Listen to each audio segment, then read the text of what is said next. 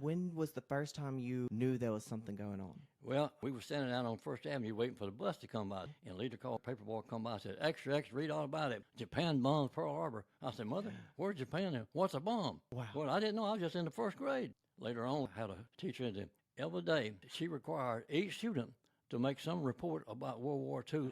And we got it either out of the newspaper or from the newsreel in the movie theater, because back in those days, we didn't know what a television was.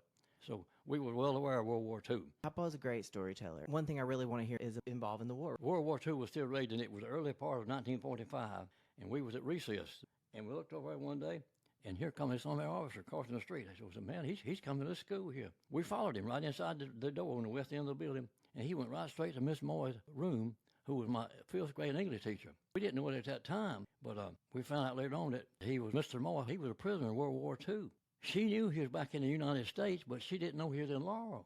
Wow. And we saw him before she did and followed him in the door there, you know. I run into her one time out at Granny's Catfish out there off Spring Hill Road. I said, Miss Moore, I said, you don't remember me, but I was one of your star pupils in the fifth grade. And I was just an average student, but I'm one of them boys that was right behind your husband when he come home. So she got a real kick out of that, and I did too.